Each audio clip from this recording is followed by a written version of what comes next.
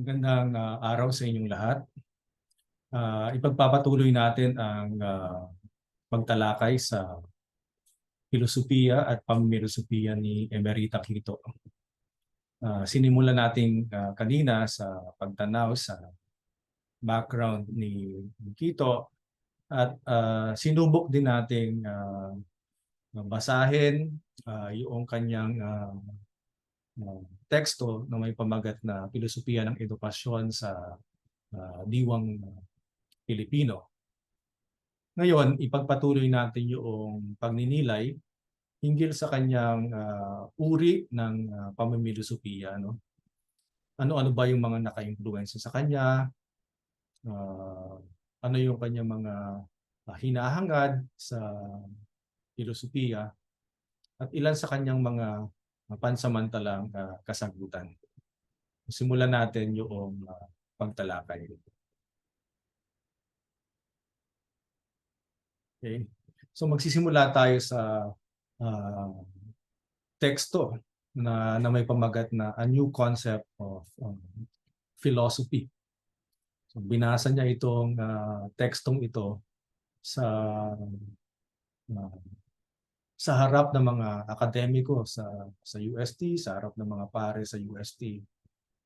Matapos niyang mag-aral sa Europa, no? Pagbalik niya, naimbitahan siya para maglektura, okay? Doon sa Misa de Apertura, no? May diskurso de Apertura pagkatapos noon. Dito niya binasa itong A New Concept of Philosophy. Mahalagang perspektiba ang matatanaw natin kung babasahin natin itong tekstong ito, ano, para makita yung uri ng pamimilosofiya ni Emerita Quito. Simulan natin sa isang excerpt doon sa tekstong iyon. Sa page 5 ng A New Concept of Philosophy. Sabi niya, malayo na ang narating ng filosofiya mula sa panahon ng mga palaisip ng sinaunang Griego. Bagaman pareho pa rin ang pinapaksa ng filosofiya, tao, kosmos at Diyos, kapansin-pansin ang pagbabago sa ginagamit ng metodo at maging sa pagsasalang-alang ng paksa. Iniisip natin kung minsan na nagbago mismo ang mga tema, subalit sa katunayan ay anggulo lamang ang nagbago. Inuusisa pa rin natin ang mga bagay hinggil sa tao, kosmos at Diyos. Nauunawaan lamang natin kung gayon ang mga tema sa filosofiya sa panibagong aspekto at mula sa ibang punto de vista. Okay? So, kritisismo ito ni Quito doon sa mga namimilosofiya noong panahong iyon. Na para bang iyon lamang, ano, yung perspektibang yun lamang ang matatawag na filosofiya. Ito yung tinatawag niya filosofiyang dekahon, ano, yung panahong iyon. Masyadong nakafocus lamang sa tradisyong Aristoteliko, Tomistiko, ang mga namimilosofiya noon. Kumbaga, matatalakay lamang ang filosofiya hinggil sa tao, hinggil sa cosmos, ano? Hinggil sa sanlibutan, at hinggil sa Diyos, gamit ang isang perspektiba, gamit ang isang metodo.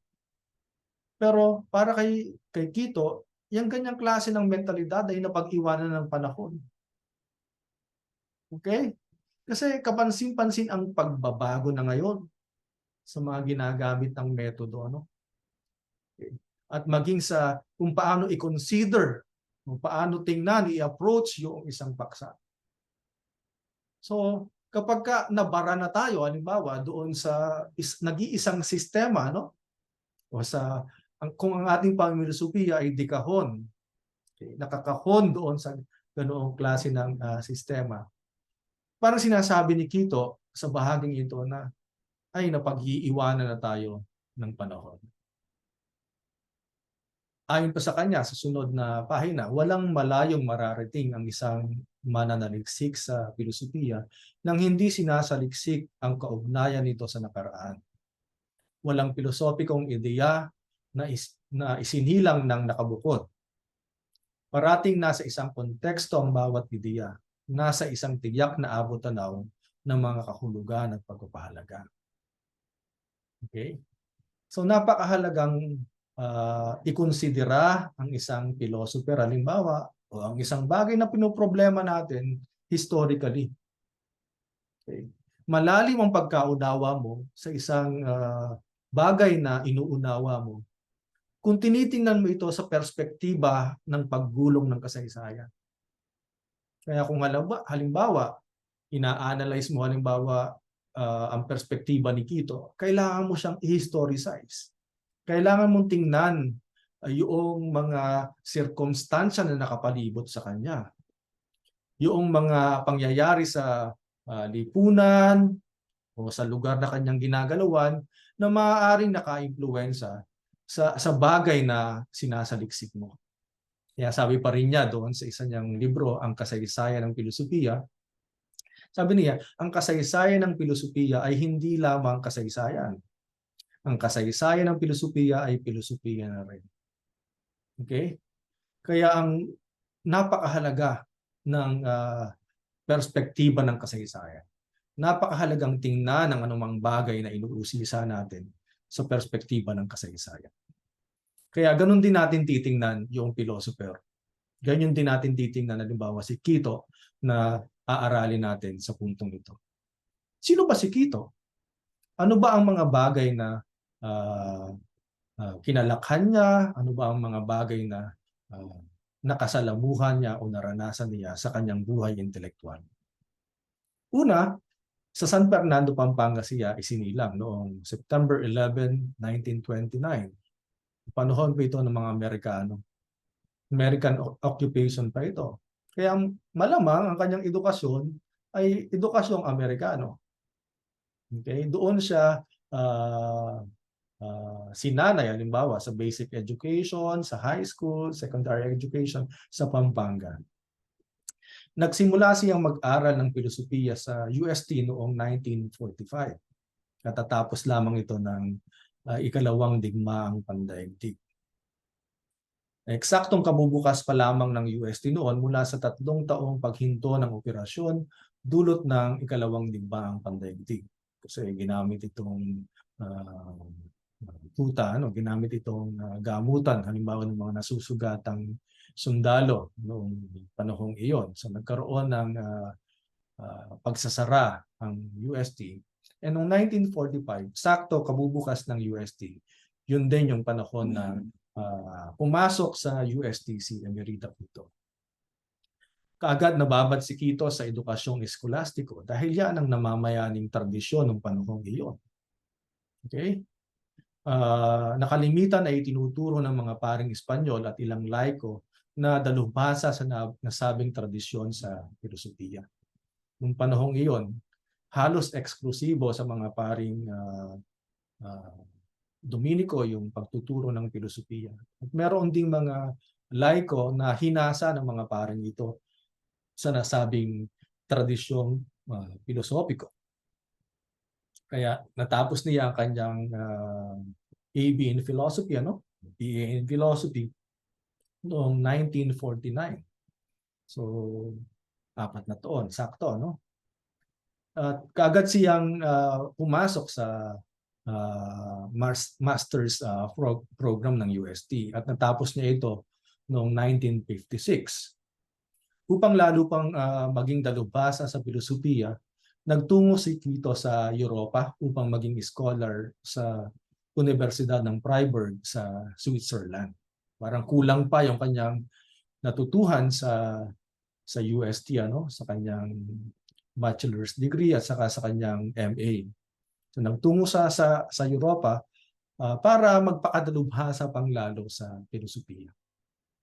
Isa ito sa mga picture na pamilyar tayo, na makikita yung estudyanteng Emerita Quito na nagpapakadalubhasa sa Europa, particular sa Switzerland noong 60s.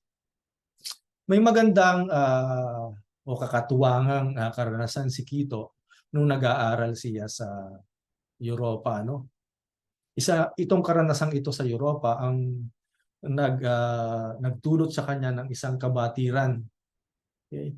Na hindi ka pala titingnan, hindi ka pala rerespetuhin, ano? Hindi ka pala titingalain ng ibang lahi kung hindi mo kilala ang pinagmulan mo o kung wala kang sariling identidad. So napakaganda nitong experience niya uh, sa Germany, ano, nung panahon ito, sa Austria nung panahon ito. This is a long quotation, pero mahalaga ito para makita yung kung bakit ganito mag-isip si Emerita Quito. So I'll quote this excerpt from the writings of Quito. Sabi niya, noong 1962, dahil sa pagnanais kong matuto ng wikang Aleman, nagpunta ako sa pamantasan ng Vienna sa Austria. Maraming mag-aaral ang nagbuhat sa iba't ibang bansa. Ang aking nakilala at sila may nais ding matuto ng masalimuot na German language. Nang matapos na ang kurso, kami ay inanyayahan ng Burgermeister o Mayor ng Vienna sa isang salusalo. Sapagkat nag-iisa akong Asyano, pinaligiran ako ng maraming nais magtanong sa akin. Matapos nilang malaman kung taga saan ako, nagpakita sila ng paghahangad na malaman ang tungkol sa ating wika. Tinanong nila ako kung ang Filipino ang ating ginagamit sa paaralan. Marahan kong sinagot na Ingles ang wikang panturo sa ating mga paaralan at gayon din sa mga university. Nagtaka sila kung bakit, sapagkat noon ay 1962 na. Kagyat nilang sinapantaha na tayo ay sakop pa ng Amerika. Matindi kong tinanggihan ito at ang idinahilan ko ay isa na tayong malaya at nagsasariling bansa. Ngunit sumunod dito ang isang katanungang walang kasagutan. Gayon pala't malaya na kayo. Bakit ginagamit pa ninyo ang wika ng mga Amerikano sa inyong paaralan? Inuupisahan ko na sanang talakayin ang ating kasaysayan, subalit tinalikuran na nila ako at nawala na ng interes sa ano pa mang sasabihin ko. So itong karanasan niya sa Vienna, sa Austria, yung nagdulot sa kanya, no? It dawns to the mind of Emerita Quito na mahalaga yung pagkakaroon ng identidad na siyang magsisilbi bilang pundasyon mo, ano? Bilang pundasyon mo. Okay. So bakit ginagamit pa rin natin yung sistema ng mga banyagan gayong malaya na tayo? Paano tayo makabubuo ng sarili nating identidad if such is the case? So ito yung nagdulot sa kanya para magsulat ng mga teksto, halimbawa, Filosofiya sa Diwang Pilipino, o kaya nga yung binasa natin kanina, ganun din ang pamagat. Filosofiya ng Edukasyon sa Diwang Pilipino. At marami pang iba. Dulot ito ng isang significant experience ni Emerita Quito sa Europa. Pagkatapos niyang magpakadalubhasa sa Europa, bumalik si Quito sa Pilipinas at muling nagturo sa UST. Sanhi ng pagka-unsyami sa sistema at kultura ng pamilosopiya sa UST, lumipat siya sa De La Salle College noong 1971. Okay?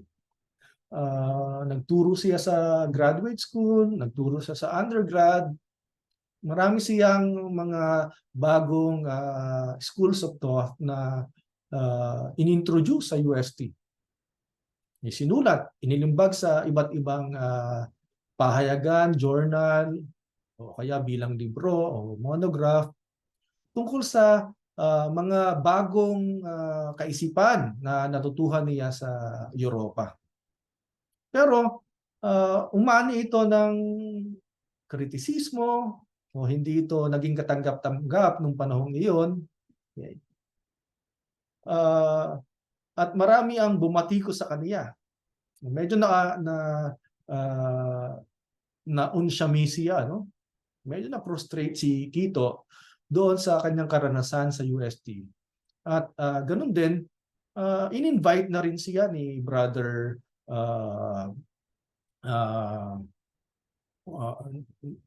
in-invite na rin siya ng isang administrator sa De La Salle College nung panahong iyon para lumipat at itayo ang isang philosophy department sa De La Salle College. Itinaguyod niya sa De La Salle College ang tradisyong may pagka-eclectic o bukas sa iba't ibang sistemang pangkaisipan.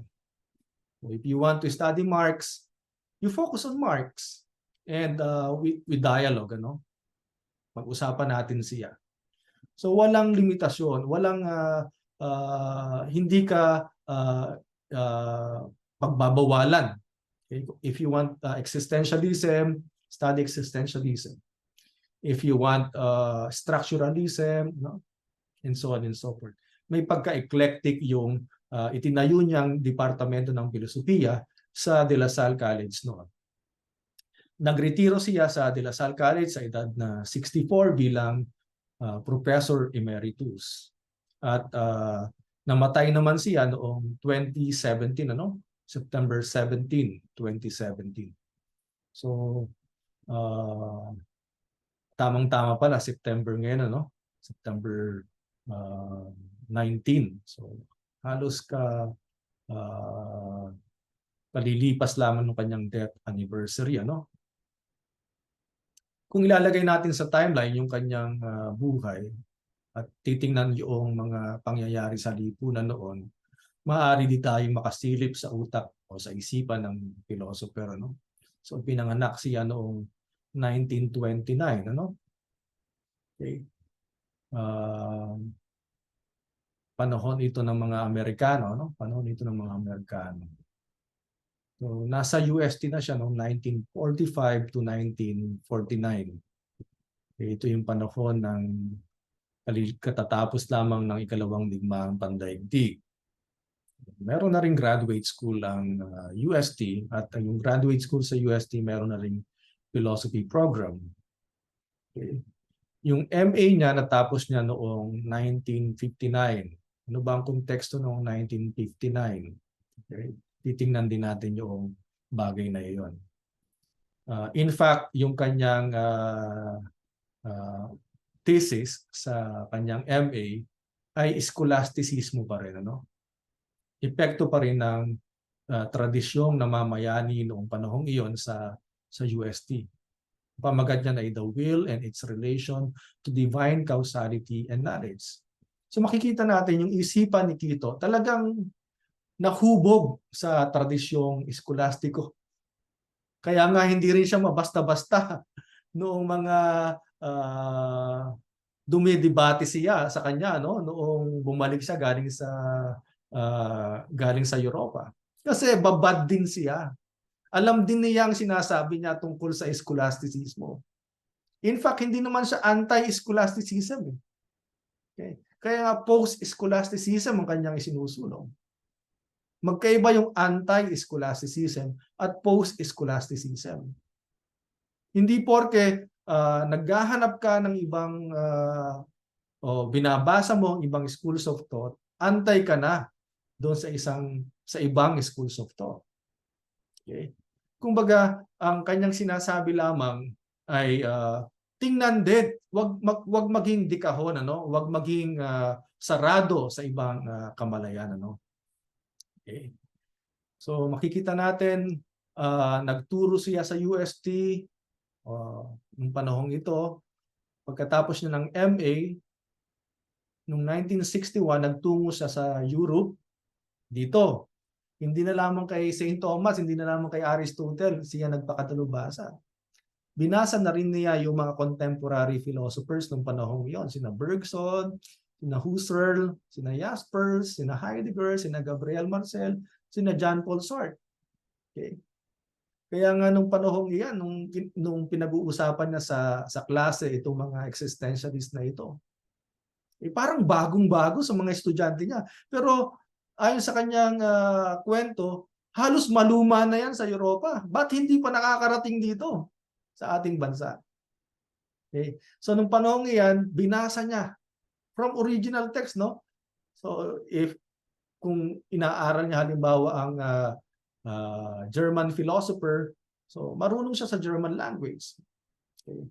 Kung nagbabasa siya ng French philosopher, na Jaspers, sina Marcel, sina Sartre, binabasa niya ito sa original French language. Kahit nga kinikwento ni Quito doon sa kanyang mga libro, na kapag tinuturo niya yung mga philosopher na ito, gamit niya original text. Kasi wala pa noong mga translation ng mga sinulat ng mga philosopher na ito. So dinadigest niya and then ikinikwento niya sa wikang kauna-unawa sa mga estudyante niya.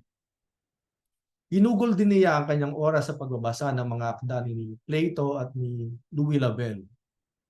Bakit siya nag-focus din kay Plato? Dahil masyadong na-focus ang mga philosopher noon sa Pilipinas kay Aristotle at parang sa walang bahala yung filosofiya ni Plato. Wala namang masama sa filosofiyang sa pag-aaral ng filosofiya ni Aristotle. Pero dapat ding tingnan yung filosofiya ni Plato nung panahong iyon. Okay? At yung kanyang dissertation ay tungkol sa philosophy of freedom ni Louis Labelle. Ito yung kanyang main philosopher sa kanyang dissertation. Isang existentialist itong si Louis Labelle.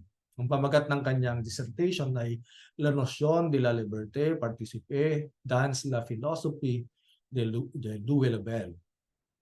Okay?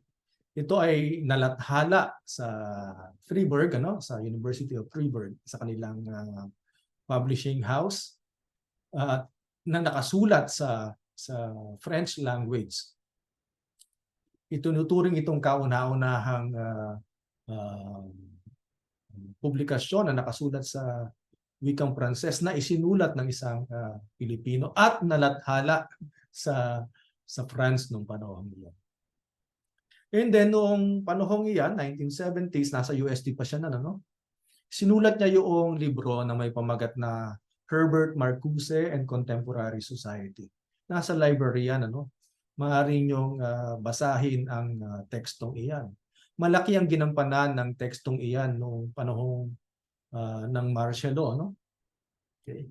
1970 ito, So, pinag-usapan ni Quito sa librong iyan yung kahalagahan ng pagbabasa kay Marcuse noong panahong iyon sa Pilipinas. Maraming mga aktivista, maraming mga estudyante noong panahong iyon ang nagbasa niyan. At gayon din sa mga lecture, sa mga public lecture ni Quito, marami ring uma-attend ng mga estudyante, ng mga aktivista sa kanyang mga talk. At katulad ng sinabi natin kanina, noong 1971, ito yung taon kung kailan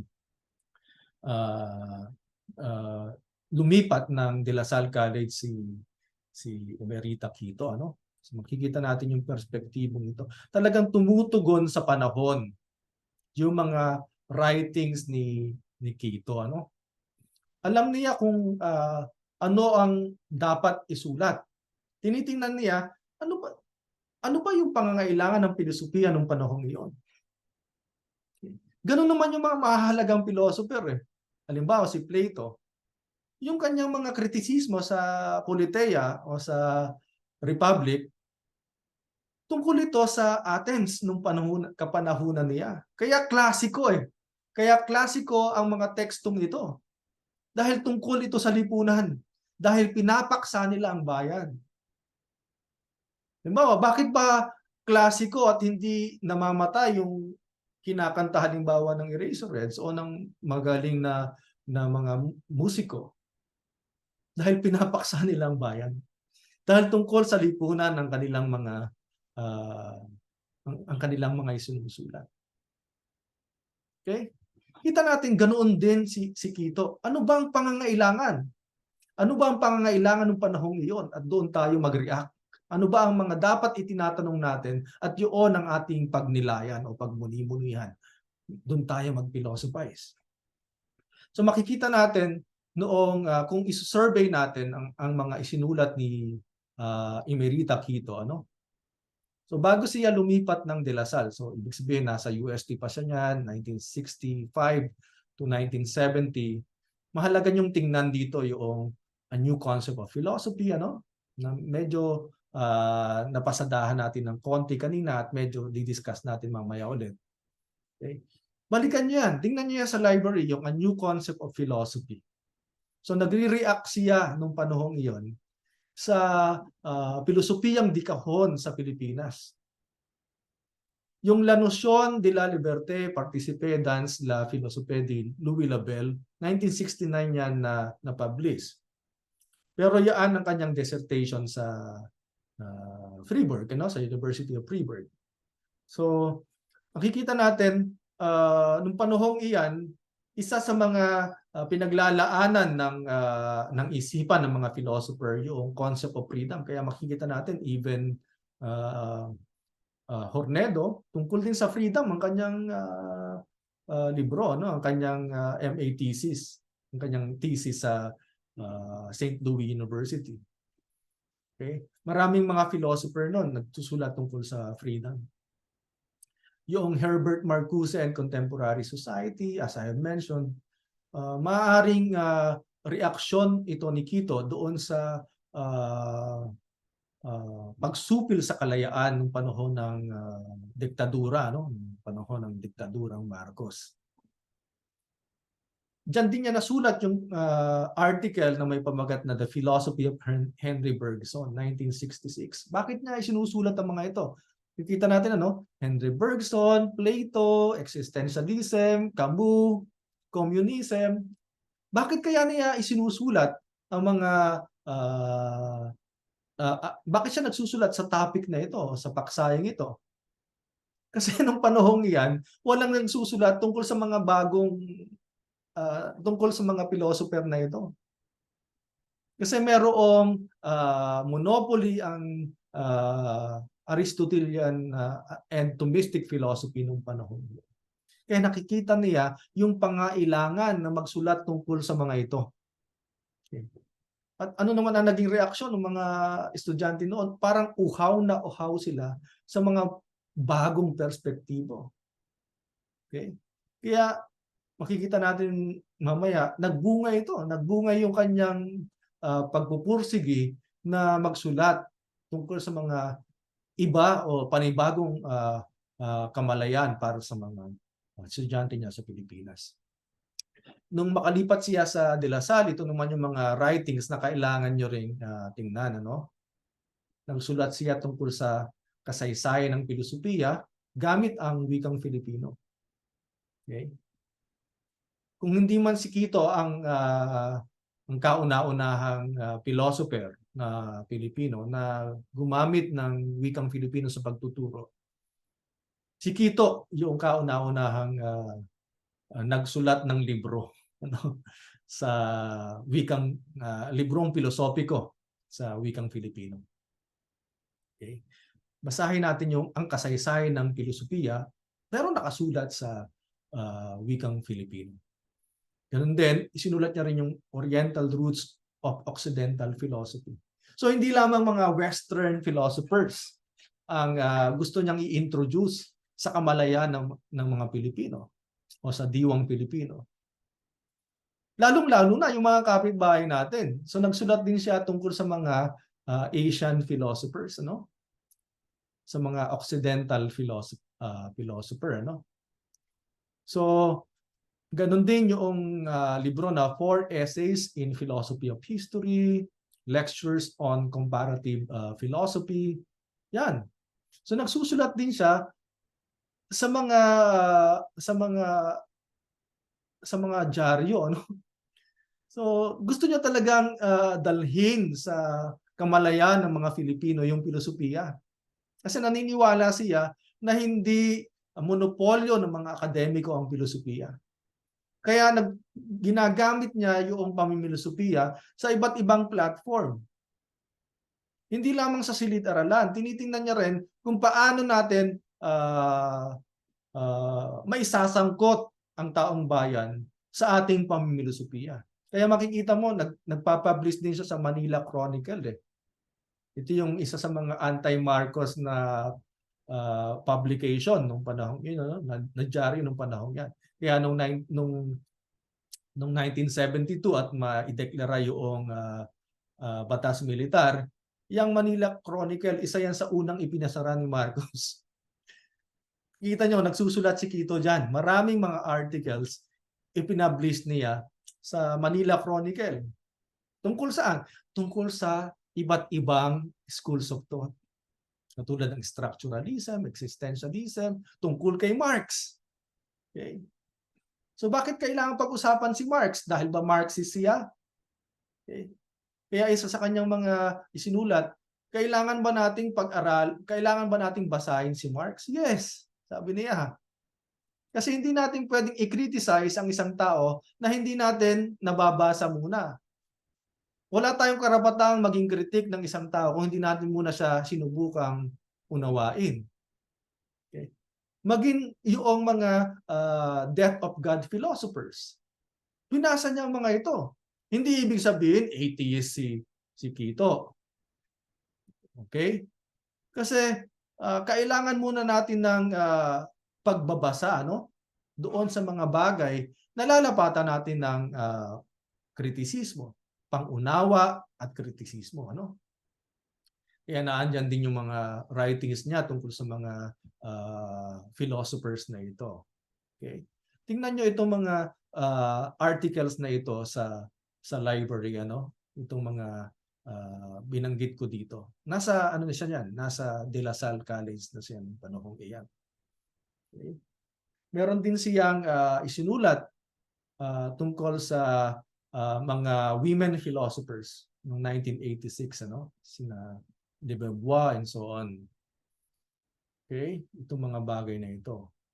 Nakikita natin dito yung lawak ng gusto niyang pag-usapan. Dahil ba wala siyang expertise? Certainly, that's not the answer. Dahil nakikita niya ang pangangailangang gawin iyon nung panahong iyon. Okay? Masyado kasing nakulong sa nag-iisang tradisyong pilosopiko ang mga philosopher noong panahong iyon. Kaya ang ginawa niya, nagpasimula siya, no?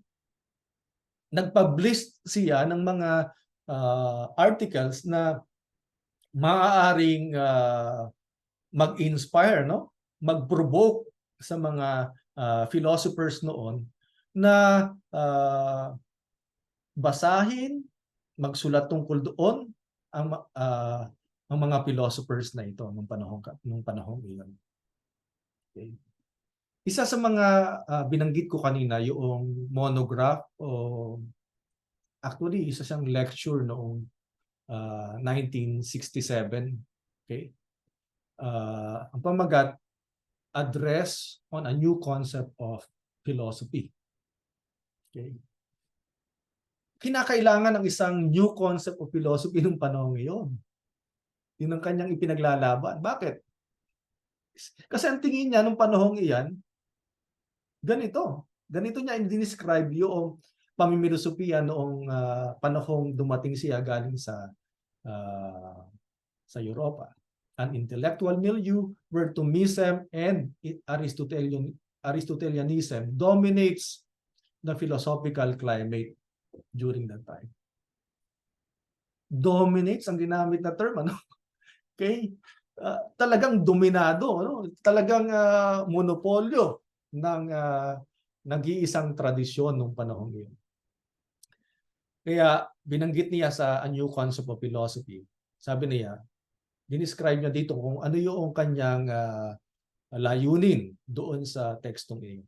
Sabi niya, uusisain sa sulating ito ang kontemporanyong filosofiya, yung contemporary philosophy, lalo't higit ang existentialismo. At susubuking suriin ang koneksyon nito sa nakaraan. Ibig sabihin, ang malapit na ugat nito sa modernong filosofiya at ang malayong sanhi nito mula sa sinaunang filosofiya. Nais naming siyasatin ang fundamental na estruktura ng existentialismo upang makatulong sa mananaliksik na nagnanais sa liksiking mabuti ang kalikasan nito. Okay? So doon sa New Concept of Philosophy, nais niyang i-expose nais niyang gumawa ng expository ng existentialism. Pero ano ba ang expository para sa kanya? Expository, kailangan alam mo kung bakit nagkaganoon ang existentialismo. Ano ba ang mga sanhi ng existentialismo? Ano ang naging dahilan? Ano ang historical context ng existentialismo? Kaya tiningnan niya, kung babasahin mo yung A New Concept of Philosophy, bumalik siya sa ancient philosophy, okay? Sa medieval philosophy, para maipaliwanag yung contemporary philosophy na tinatawag na existentialism. Okay? Kumbaga, dinidescribe niya, ini-illustrate niya, pinapaliwanag niya yung struktura ng sistemang pangkaisipan, okay, na tinatawag na existentialismo. What is the purpose of that? Para magkaroon ng perspektiba ang mga researcher na nagnanais ding magsimula ng kanilang research tungkol sa existentialism. Okay. So, ganun yung uri ng pamimilosopiya ni Emerita Quito, no? Malalim na uri ng expository, no? Talagang historical. Tinitingnan niya yung genealogy ng isang bagay na nilalapatan niya ng expository method. Sabi niya, karapat-dapat nating pansinin ang pananaw ng mga kontemporanyong filosofiya hinggil sa kung ano dapat ang filosofiya. Kahit na hindi kami sang-ayon sa kanila ng lubusan, nauunawaan pa rin namin sila sa pangkalahatan. Naniniwala rin kami na kailangang iahon ng filosofiya mula sa kalinangan at kaayusang mala textbook na naging katangian ng filosofiya ng nakaraan. Ganun niya i-describe yung atmosphere ng filosofiya at pamilosofiya sa Pilipinas noong panahong iyon. Ano yun? Mala textbook, ano? Okay. Na kapag hindi ka sumunod sa sagot nila, mali ka. Yan ang naging katangian ng filosofiya sa Pilipinas noong panahong iyon. Sabi niya, nananalig kami sa mapagpalayang diwa ng filosofiya sa pamamagitan ng pagpapahintulot dito na kumawala sa takda o sa bakod rito. At matitibay na bakod. Sa takda dito, sa mga limitasyon nito at matitibay na bakod. Isang mabagsik na pagbabago ito kung gayon mula sa punto de vista ng eskolastiko at maaaring umani ng masungit na kritisismo. Gayunman, ibig naming ialok ang sarili naming mga ideya hinggil sa kung ano dapat ang filosofiya. So malinaw na inilalahad ni Quito doon sa A New Concept, Address on a New Concept of Philosophy, yung kanyang layunin kung bakit niya isinusulat ito. Okay. Gusto niyang makawala ang filosofiya sa kahon, ang filosofiyang di kahon o mala textbook. Kasi hindi dapat ganyan ang filosofiya. Okay. Ang layunin ng filosofiya ay kalayaan. Paano magkakaroon ng kalayaan kung ang mismong tool, kung ang mismong filosofiya hindi malaya? Okay. So yun ang nakikita niyang pangangailangan noong panahong iyon. Nagre-react siya sa kapanahunan niya. Alright? Let's continue. Sabi ni Quito, ang ikalawang bahagi ay isang maikling paglalahad ng mga kaisipan ng tatlong philosopher, sina Plato, Descartes at Kant, na kinukonsidera naming pinakadakila sa kasaysayan ng filosofiya at silang matinding nakaimpluwensya sa mga kontemporanyong philosopher. Maaring maraming philosopher ang hindi sumang-ayon sa amin sa pagpili sa tatlong ito. Pero tulad ng sining, hindi masusukat ang filosofiya sa pamamagitan ng mga konkreto at di-personal na panukat. Ang mistulang kalapastanganan sa bahagi namin ay isa lamang taus-pusong pagnanais nabigyang diin ang halaga ng pagkakaroon ng malayang pasya, kalayaang akademiko, at malinaw na commitment upang maging epektibong mga propesor. Para maituro ang filosofiya, kailangang alam rin kung ano ang filosofiya. Ang magturo ng hindi alam ay pagiging katiketiko lamang at hilaw sa paraang filosofiko. Okay? So may may activism doon agad sa pag-discuss ng Plato, Descartes at Kant. Ba't wala si Aristotle? Alright. So tinitingnan ni Quito yung kahalagahan ni Plato, Descartes at Kant sa kasaysayan ng kaisipan. Okay. Maaring may subversive yun ng panahong iyon. Bakit wala dyan yung mga philosopher na binabasa namin? Okay. Kaya sabi niya, mistulang kalapastanganan ito. Mistulang kalapastanganan ito sa bahagi namin. Parang kabastusan ito sa panahon namin. Especially binabasa niya in front of Dominican intellectuals during that time. Okay? Sa simbahan, sa pagkatapos ng Misa de Apertura kasi, merong diskurso de Apertura. Siya yung naimbentahang speaker noong taong yon. Okay. Kaya medyo nagpasintabi si Quito. Parang pangkalapastanganan ito sa bahagi namin. Pero hindi. Ito ay isang taos-pusong pagnanais na bigyang diin ang halaga ng pagkakaroon ng malayang pasya, academic freedom, at malinaw na commitment upang maging epektibong mga propesor. Paano ka magiging epektibong propesor? Kung hindi mo alam kung ano ang filosofiya. Ang filosofiya dapat mapagpalaya. Bakit ang pamimilosofiya natin di kahon? Paano mo maituturo ang filosofiya kung hindi mo alam kung ano ang nature ng philosophy? Ang magturo ng hindi alam, kung saradong isipan mo, para ka lamang nagdudoktrina. Para lamang itong katiketiko at hilaw sa paraang filosofiko. Nung panahong iyon, nakita ni Quito ang pangangailangan para sa isang malayang filosofiya sa Pilipinas na matagal ding binakuran ng makapangyarihang filosofiya. Okay. Paano niya dinescribe yung pangangailangan na yan? Dito sa bahagi ng A New Concept of Philosophy, sa page 9, ganito ang kanyang description.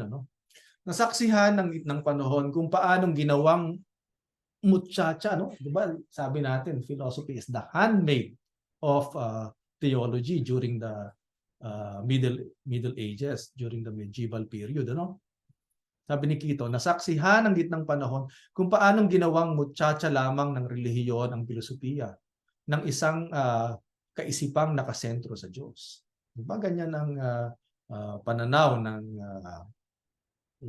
pananaw handmaid of theology. Kahit na ginigiit pa rin hanggang ngayon ng maraming palaisip na nararapat pa rin maging tagasilbi, handmaid ng relihiyon ng filosofiya, naniniwala kami na nararapat maging isang malayang agham ang filosofiya. Okay? Hindi naman sama-sama ang teolohiya, pero kailangang umiral ang filosofiya sa sarili nito. At hindi ito gawing slave, tagasilbi ng isang larang, tagisilbi lamang ng isang larang. Mayroong malinaw na hidwa, mayroong malinaw na difference. Mayroong malinaw na hidwa sa pagitan ng filosofiya at relihiyon.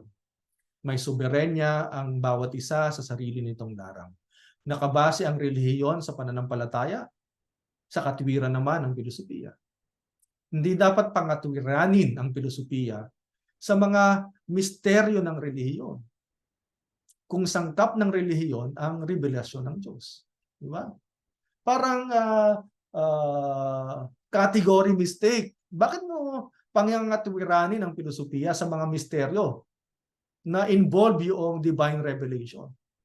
Sa kabilang banda, hindi dapat atasan ng filosofiya ang relihiyon na ipaliwanag anumang di masasagap ng isipan. Wala ding business ang philosophy kung ang usapin ay tungkol na doon sa mga beyond reason. Lampas na sa reason. Okay. Naninindigan kami na ang saklaw ng filosofiya ay nagsisimula at natatapos sa kung anong kauna-unawa sa isipan. Labas dito ay sakop na ng relihiyon o teolohiya. Kumbaga sinasabi niya sa bahaging ito ng A New Concept of Philosophy na magkaiba, ano? Kailangan palayain ng theology ang philosophy para lumago ito sa sarili nito, ano? Kumbaga, nababansot ang filosofiya dahil ginagamit lamang itong muchacha ng relihiyon. Okay? Bakit ba hindi flourishing ang philosophy noon sa Pilipinas? Ang nakikitang dahilan ni Quito noong panahon ngayon ay yung pagiging muchacha nito. Pagiging slave nito ng teolohiya. Na dapat hindi ganon. Kasi magkaiba ang kanilang inuusisa. Okay? Mga bagay na malalapatan ng pure reason, that's philosophy. Ano?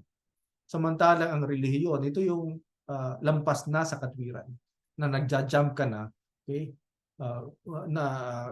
Kinakailangan mo nang gumamit ng pananampalataya. Sa panahong ding ito, halos hindi nila mawaring ng isang tapat na Katoliko ay tatalakay hinggil sa isang di-Katolikong philosopher. Lalo na iyong mga philosopher na hindi naniniwala sa Diyos. Medyo nung panahong iyon, kapag tumalakay ka ng mga atheist philosopher, medyo merong duda sa iyo. Yung mga philosopher nung panahong iyon. Na nababad sa tradisyong eskolastiko. Parang kasalanan ang humawak ng libro, no, at basahin ito, lalo na ang pag-usapan nito. Yung ganung klase ng atmosphere, iyon ang isa sa mga hindrance kung bakit underdeveloped, kung bakit hindi na-develop ang philosophy sa ating bansa. Sabi nga ni Quito sa page 10 ng A New Concept of Philosophy, sabi niya, may ilang napapanahong sistema ng pamimilosopiya na hanggang sa kasalukuyan ay hindi pa kilala sa bansang ito, sanhi ng kakulangan sa mga translation. Pero kahit na may translation, duda ako kung isasama ng ating mga profesor sa kanilang mga klase ang mga contemporary thinking or contemporary thoughts. Naririnig na natin sila na nagkakaisa sa panghuhusga. Isa lamang itong bagong bihis ng mga lumang ideya. Ganun kasi. Nasabi na yan ni St. Thomas Aquinas, nasabi na yan ni Aristotle. Kailangan mo lamang silang basahin. So, ganon yung atmosphere, ganyan yung atmosphere noong panahong iyon. Okay? Kaya, banggit sa page 10 ni Quito, wala dapat kulay, ano? In-explain kasi niya, pinapaliwanag niya kung ano ba dapat ang filosofiya. Ano bang nature ng philosophy? Sabi niya, wala dapat kulay o kinaaanibang relihiyon ng filosofiya. Wala dapat Katoliko o Hudyo o Protestanteng filosofiya. Kung gayon, pag-usapan na rin natin siguro ang matematikang Katoliko o pisikang Hudyo o geografiyang Protestante. Dapat isang malayang agham ang filosofiya na naghahanap ng sarili nitong mga landas. Katulad ng anumang espekulatibong agham, lumalago ang filosofiya sa pamamagitan ng pagsisikap ng mismong isipan na resolbahin ang problematiko ng tao at ng sanlibutan. Okay? Ito, ang ganda ng pagkakasabi niya dito sa article na Existential Principles of Christian Morality, ano? Isa sa mga articles na isinulat ni Quito. Okay. Kasi sabi ni Quito, kung talagang naiintindihan nila ng mga contemporary mga kasabayan ni Quito, kung talagang naiintindihan ng mga kasabayan ni Quito si Santo Tomas, hindi sila magiging sarado. Bakit? Dahil si Santo Tomas mismo, hindi siya close-minded. Okay?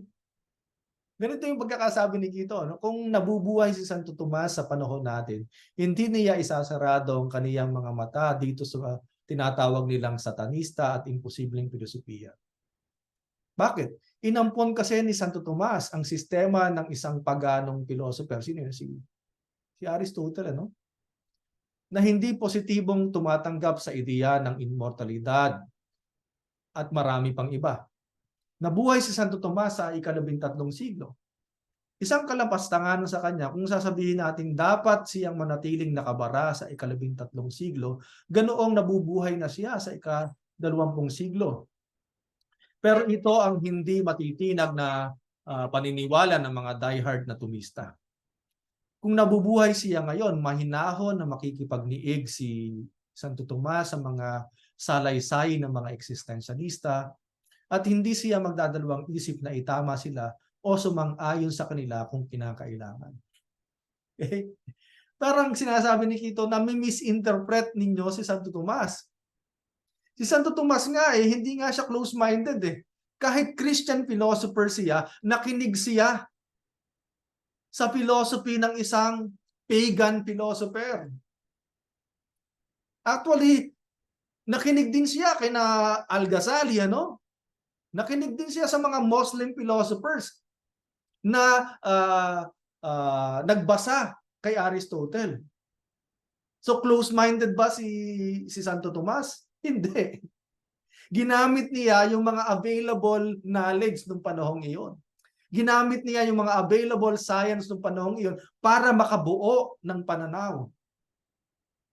Okay? Kaya gayon din dapat ganun ang pamimilosophiya kasi. Bukas sa ibang bukas sa ibang pananaw. Okay. Pero ganoon ba yung mga tumista, yung mga umiidolo kay Santo Tomas? Hindi. Kaya ang tawag yan, diehard na tumista, no? Pero ito ang hindi matitinag na paniniwala ng mga diehard na tumista. Okay.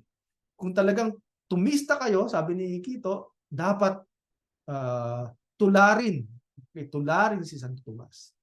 Alam niya ni Kito dahil tumista rin siya. Hindi nga lamang siya sarado, hindi nga lang sa diehard. Okay. Kaya makikita natin yung reaksyon ng isang tumista nung panahon iyon. Basahin niyo si Pedro Gabriel. Napakaganda noong exchange ni Pedro Gabriel at saka ni Emerita Quito, no? Makikita yan sa Unitas. Yung mga panahon ito, 1970s, ano? Ganun sana ang magandang mangyari, ano? Nagre-react sa isa't isa yung mga Filipino philosophers. Okay. Ano yung reaksyon ng isang tumista sa isinulat ni Quito? Kasi nagsulat ng book review si Pedro Gabriel, ano? Isang Thomist yung panahong iyon. Binook review niya ang filosofiya sa diwang Filipino na isinulat ni Emerita Quito. Sabi niya, again, we have the statement that his proofs are for the Gentiles of the 13th century, ano? May konteksto yung isinulat ni St. Thomas. We cannot borrow the problems of times and transfer them to the 20th century. Okay. I do not see why the Thomistic proofs are only for the Gentiles of the golden age of scholasticism. So, hindi pa siya pasay, sabi ni Pedro Gabriel. The facts on which St. Thomas bases his proofs, do they no longer obtain? Motion, change, efficient causes, contingent beings, imperfect beings, order in the world. Are these things no longer present in the 20th century? Yes, they are present. Pero pag sinabing motion, iba na yan. Hindi na Aristotelian physics hindi na lamang Aristotelian physics ang alam natin ngayon. Napakalaki ng kaibahan ng motion dahil sa pagdating ni Newton, for example, ni Galileo and so on. So iba na. Have the basic principles to which he has appealed been shown to be invalid? Perhaps what is meant is that some objections that have been raised in later times have remained unanswered by his followers. Actually, most of these objections are based on a misunderstanding of St. Thomas's proofs. Okay. Parang halimbawa, yung mga usapin ngayon, nasabi na yung St. Thomas Aquinas hindi mo lamang naiintindihan kasi nami-misinterpret mo si St. Thomas Aquinas. Ganun ang reaksyon sa mga konsepto o sa pamamaraan ng pamimilosopiya ni Emerita Quito ng panahong iyon. So sabi ni Quito doon sa kanyang article na The Philosophy of Henry Bergson, which was published in 1966. Sabi niya, in our analysis of philosophies, ito napakaganda yan, ano? So ganito dapat mamilosopiya, ganito dapat magbasa, sabi ni Quito, ng filosofiya. We shall have one guiding principle, that of according to the maximum possible benevolence of interpretation. Where there are passages that run contrary to our doctrines, we shall try to see to it the way the thinkers themselves did. In other words, we shall try to put ourselves in the place of the thinker. Such an attitude is indispensable to good philosophy. Huwag agad nating husgahan, di pa natin nababasa. We should have this maximum possible benevolence of interpretation. Paano mo i-criticize si Marx? Halimbawa, sasabihin natin, atheist si Marx. Dahil narinig lamang na atheist siya, wala siyang Diyos. O si Albert Camus o si Jean-Paul Sartre, huwag natin silang basahin. Yung sinasabi ni Quito, paano mo masasabi na gano'n ang kanyang filosofiya kung hindi natin siya bibigyan ng pagkakataon na magsalita? Maximum possible benevolence of interpretation. And such an attitude is indispensable to good philosophy. Okay. Yung pagiging bukas ng kaisipan, ano? Paano ka mamimilosopiya kung sarado ka na sa nag-iisang sistema? Yan, ganyan ang konteksto ng panahon ngayon. Kaya ginising ni Quito ang kalagayan ng pilosopiyang dekahon sa Pilipinas sa pamamagitan ng mahinahon na paglalahad at pagtuturo ng mga bagong moda ng kaisipan gaya ng phenomenolohiya, existentialismo, Marxismo, structuralismo at marami pang iba. Okay? Anong naging reaksyon ng mga estudyante nung panahon ngayon? Maganda, siyempre. Nagbunga ito, no? Nagbunga yung kanyang ginawa. Okay. Sabi ni Milagros Tanlaico sa kanyang article, ano? Si Milagros Tanlaico ay isang teacher sa UST, ano? Isa ring administrator sa UST, lalo na sa graduate school. Dinescribe niya yung naging reaksyon ng mga estudyante nung panahon iyon. Sabi niya, nakakataba ng puso ang tugon ng mga estudyante sa panayam. Ikinagalak nila ang pagkakataong maibilad sa mga bagong pananaw bukod sa nakasanayan na nilang disiplina. Ang iba't ibang pananaw at ang bukas na talakayan ay nagbigay sa kanila ng materyales na magagamit sa pananaliksik sa hinaharap. Nagpahayag ang ilang dumalo ng kagustuhang gawin ang kanilang thesis o disertasyon sa ganitong direksyon. Kaya dito, umusbong yung mga panibagong philosopher, yung mga post-scholastic philosophers, gaya ni na Abulad, ni na Alfredo Co. Diba? Gaya ni na kahit sina Leonardo Mercado, naging estudyante ito ni Emerita Quito. Yung mga post-scholastic philosophers, dumaan ito sa eskwela, ano, sa classroom ni Emerita Quito. At makikita natin, nagbago ang direksyon ng pamimilosopiya sa ating bansa. Mula sa dekahon, mula sa scholasticismo lamang ang tanging filosofiya na dinadigest, ano? Tungo sa ano ba, si Ko napunta sa Chinese philosophy, sa Asian philosophers, saka sa dialogue, ano? Sa East-West comparative study. Sina Abulad napunta kay Kant. Sina Mercado napunta sa pag-aaral ng Filipino folk guys. Galing din yan.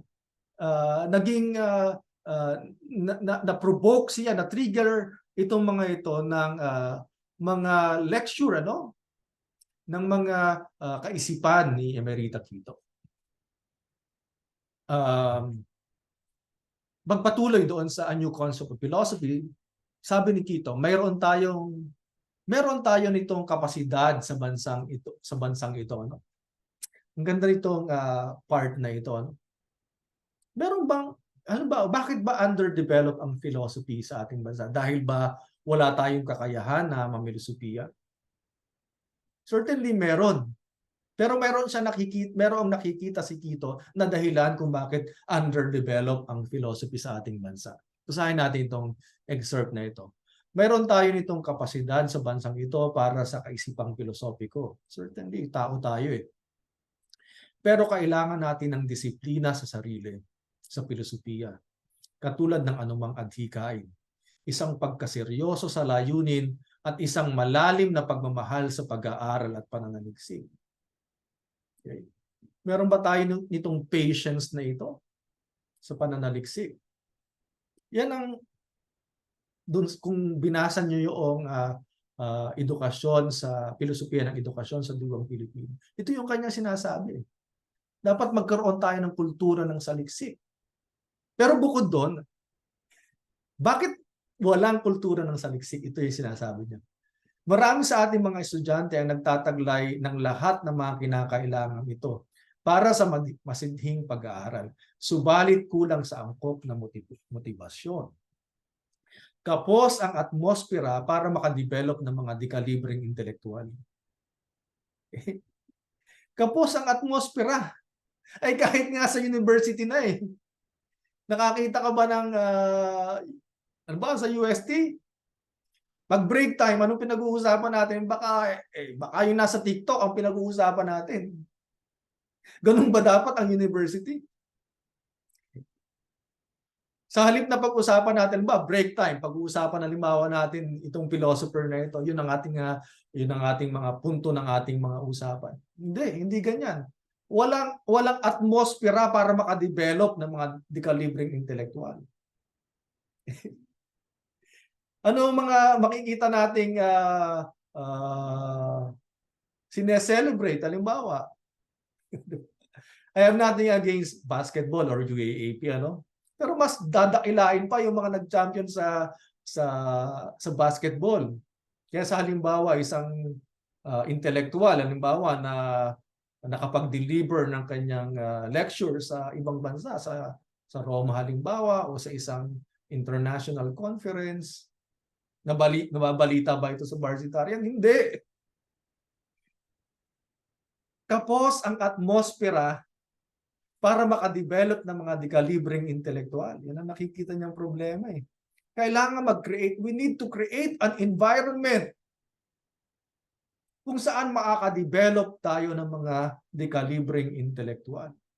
But the environment is not like that.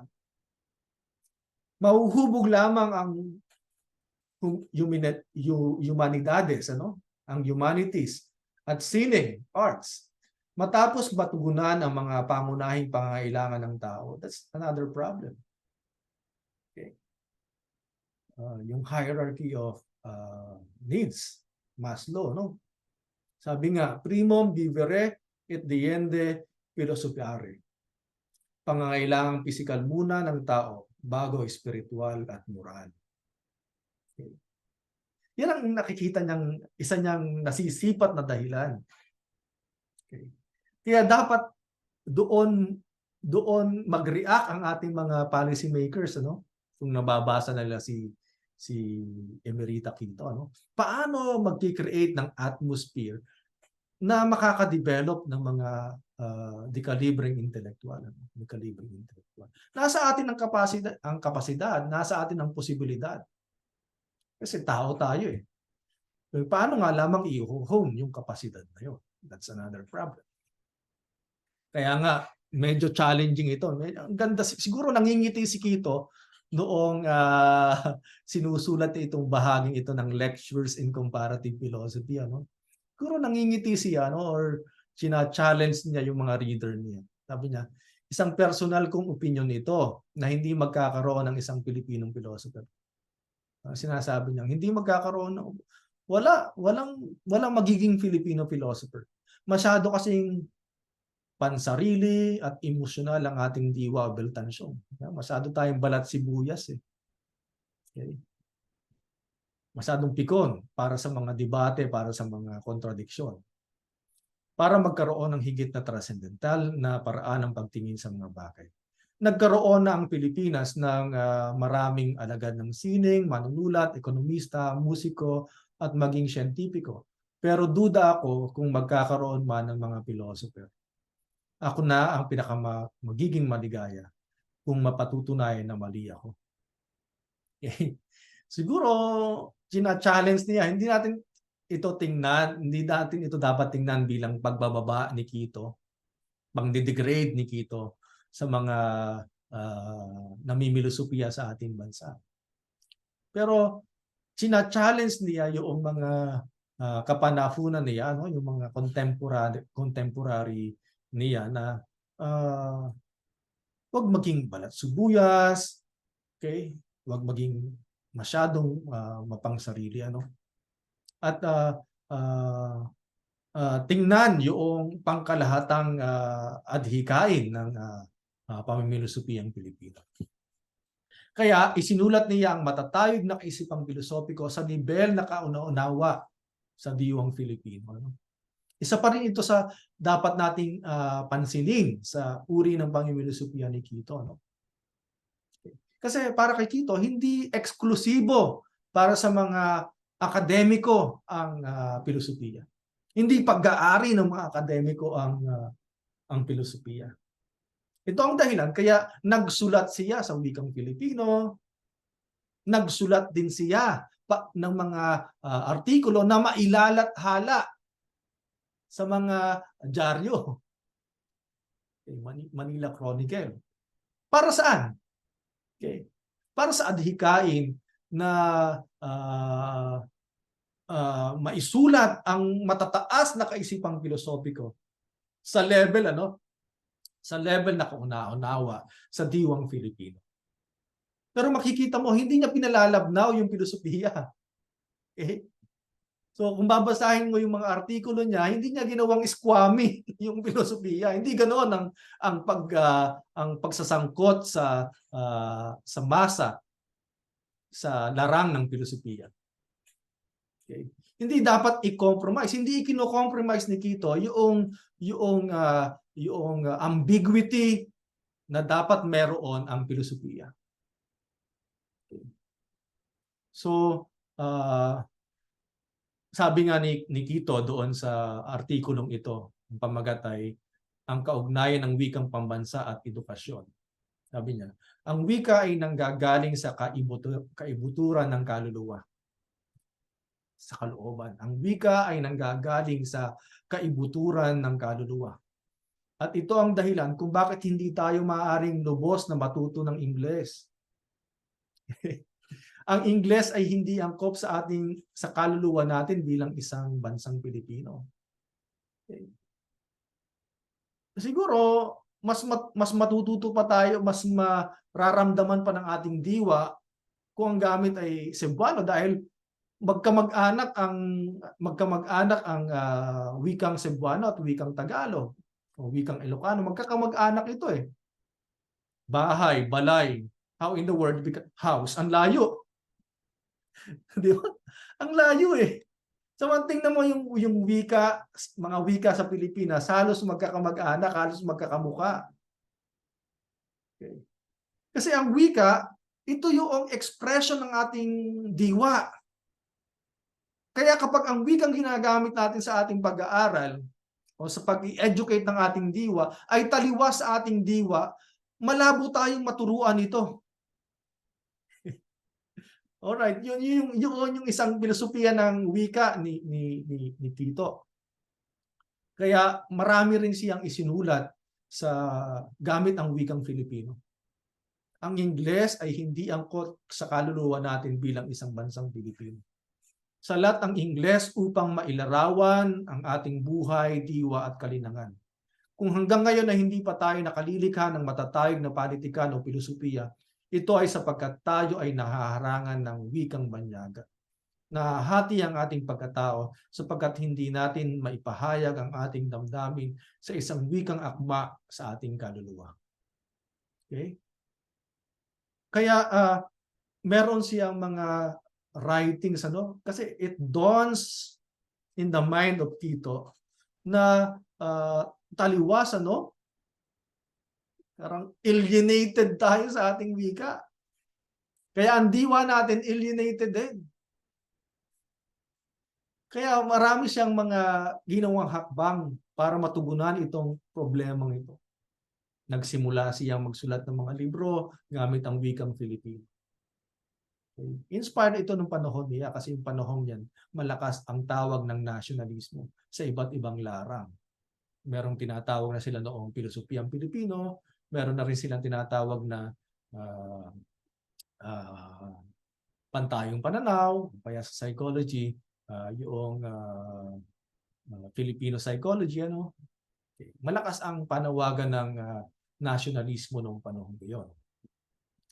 Isa ito sa mga binasa. Okay. Pag-usapan natin itong Marcuse, itong isinulat ni Quito tungkol kay Marcuse. Yung pamagat ng libro ay Herbert Marcuse and Contemporary Society na napublish noong 1970 katulad ng binanggit ko kanina.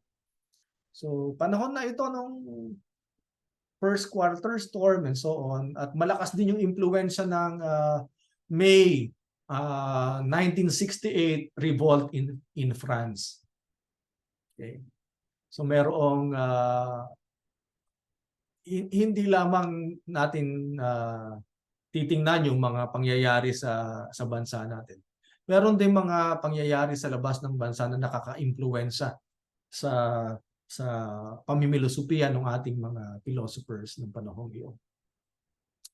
Itong librong ito, manipis na libro yan, Tingnan nyo sa library, Herbert Marcuse and Contemporary Society. Napakagandang libro niyan, So, halimbawa, tinitingnan natin, babasahin natin si Marcuse. Pupunta agad tayo sa interpretation ng ibang lahi. Pwede nating simulan doon sa interpretation ng kalahi natin. Dahil halos may kapareho tayong worldview nito Okay, nung nag-interpret nito So, tingnan nyo itong librong ito, Herbert Marcuse and Contemporary Society. Isa ito sa mga binasa ng mga estudyante na sa kainitan ng mga protesta laban sa diktadurang Marcos, yung panahon iyon. Tungkol ito sa kahalagahan ni Marcuse noon at kawalan ng seryosong pagbabasa at pagsusulat hinggil sa kanyang filosofiya. Isinilang si Marcuse sa Berlin at nag-aral sa University of Freiburg. Noong kasagsagan ng pamamahala ni Hitler, nagpasya si Marcuse na mangibang bansa sa Estados Unidos. Kasi pinipersecute sila, Noong isinulat ni Quito naman ang librong ito, 1970, buhay pa si Marcuse at nagtuturo sa Universidad ng California. Nakita ni Quito ang pangangailangan na magsulat tungkol kay Marcuse dahil ito ay lapat sa kontekst ng panahong iyon. At bukod dito, walang Pilipino nagsusulat tungkol kay Marcuse. Kahit napakahalaga ni Marcuse, walang nagsusulat tungkol kay Marcuse na Pilipino. Okay. At bukod doon, wala pa kasing translation sa English. How much more sa Pilipino. Kaya direkta niyang binabasa sa German si Marcuse. So nakita niya yung relevance ni Quito. Pero walang nagbabasa sa kanya. Paano babasahin? Walang tekstong kauna-unawa sa mga Pilipino. Kaya ito, kumbaga kinakati niya. Parang pinuprovoke niya yung mga Pilipino, basahin nyo ito, simulan nyo batay sa pagkaka-digest ko, batay sa pagkaunawa ko. Ayon kay Quito, sa page 112 ng libro, kailangan magkaroon ng mga bagong moda ng kalayaan, tulad ng modang kalayaang ekonomiko, ang kalayaan mula sa pagkakautang, mula sa araw-araw na pagsisikap mabuhay. Politikal, ang pag-alpas ng mga individual mula sa dominasyong politikal sanhi ng propaganda. Intelektual, ng kalayaan. Pagsasauli ng privacy of reason, privacy of mind.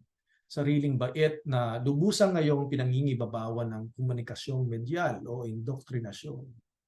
At minamaniobra ng mga self-appointed high priest ng pampublikong opinyon. Ang tunay na kalayaan ay hindi lamang nakasandig sa paglaya mula sa ekonomikong pagkaalipin, kundi maging sa pagmamanipulang intelektual. Okay?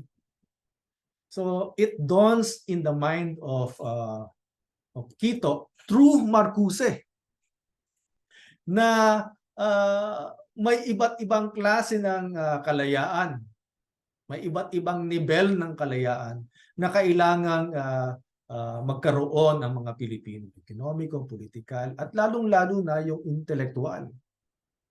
Okay. Totoo ba tayong malaya? If you're going to if you are going to analyze it holistically, hindi talaga tayo totoong malaya. Kasi ang isipan natin ay patuloy na binabasa at sinisilip ng mga spin doctors kung paano nila tayo makukontrol. Kaya nga mapapansin natin yung mga feed sa ating social media. Malimit yung mga nakikita nating ads sa social media ay kung ano yung mga sinisearch natin. Kasi binabasa ng komunikasyong media, communication media. Binabasa ng mga spin doctors ang ating isipan. Okay. In that way, nawawala yung privacy ng ating kamalayan. Nawawala yung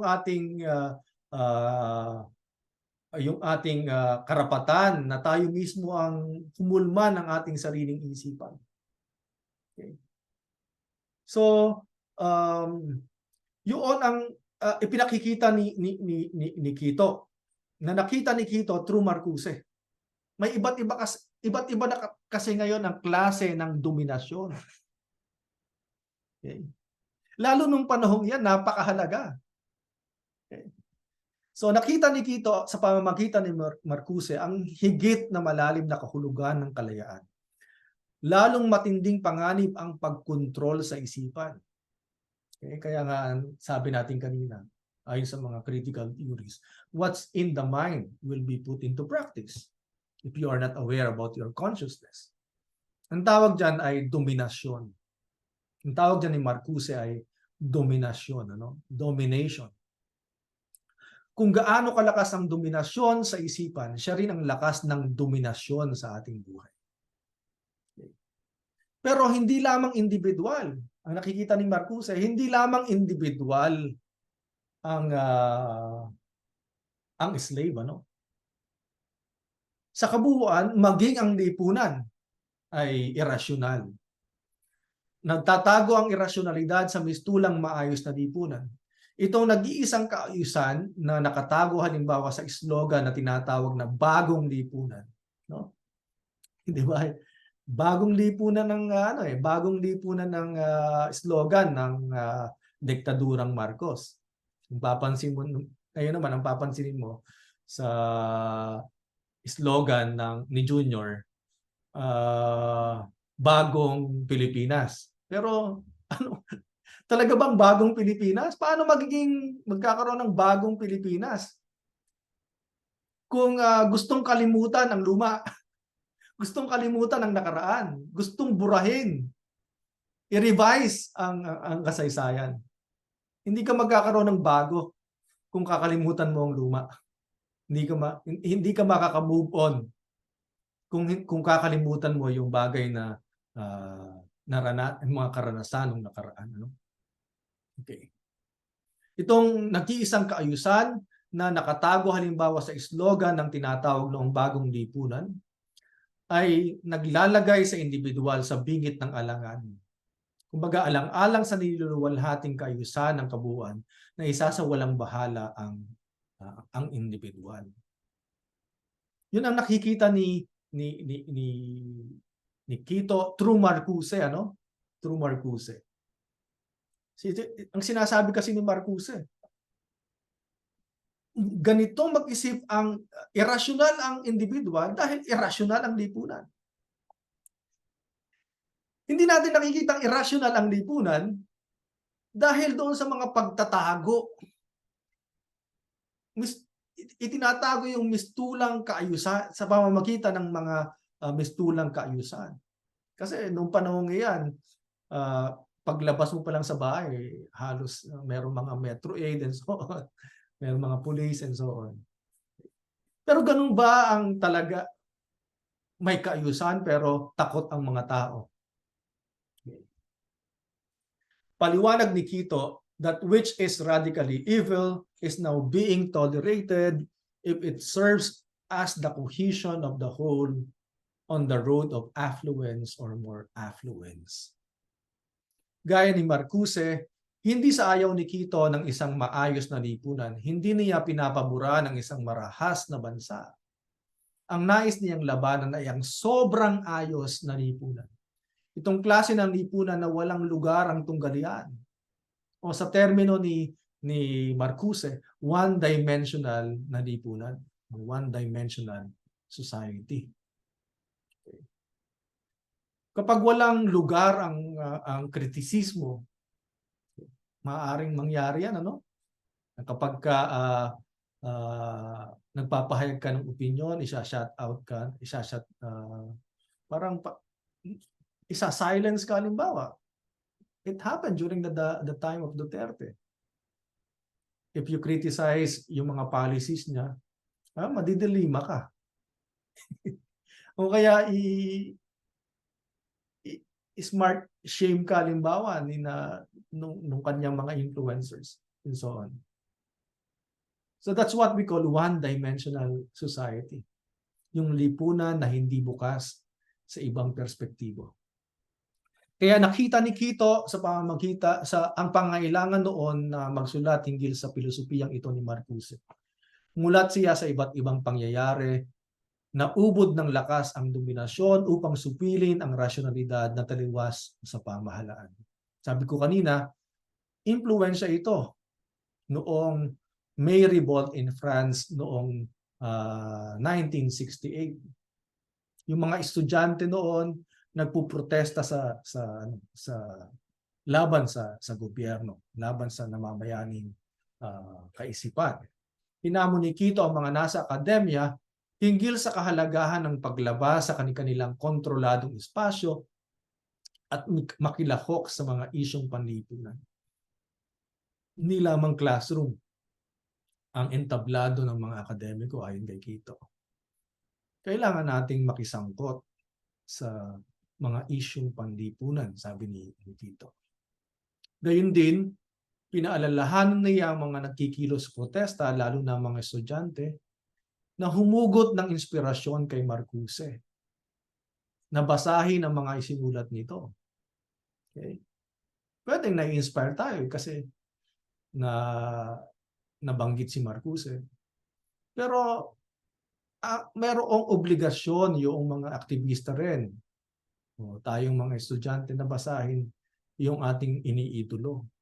Matatawag ba nating masasabi ba nating na-influensyan tayo ni Marcuse kung hindi natin siya binasa? Minsan kasi sabi natin na idol natin si Che Guevara dahil may t-shirt tayo ni Che Guevara. Pero binasa ba natin yung writings, yung mga speeches ni Che Guevara, for example? Sa madaling salita, kailangan magtagpo ang teorya at ang praktika. Walang mangyayari kung puro teorya. Wala ring mangyayari kung puro praktika. Okay. Mahabang salaysay ng pamimilosopiya ni Quito, ano? It is our task to read the writings of Emerita Quito, ano? Emerita Quito. So binanggit ko dito yung mga maaari nyong paglaanan ng inyong oras sa inyong philosophical research. Okay? Di ba magpapasa tayo ng ating term paper? So maaari nyong tingnan itong mga writings ni Quito. So dito sa ating lecture, nagbigay ako ng ilang mga preliminary musings, preliminary thoughts about the philosophy and philosophizing of Emerita Quito. So ito yung mga maaari nyong tingnan. Ito yung mga writings na dapat nyong pagsimulan para maintindihan, para maintindihan at kung kinakailangan ay madebate, ma-criticize yung mga pananaw ni Emerita Quito. Tingnan nyo itong mga bagay na ito. Okay. So doon natin tatapusin siguro yung ating pagtalakay, yung ating mga pagmuni-muni sa uri ng pamimilosopiya ni Emerita Quito. Napakahalagang Filipino philosopher, na dapat nating tingnan, dapat nating basahin, magsulat tungkol sa kanya kung kinakailangan ay lapatan ng kritisismo. Okay, maraming salamat, class.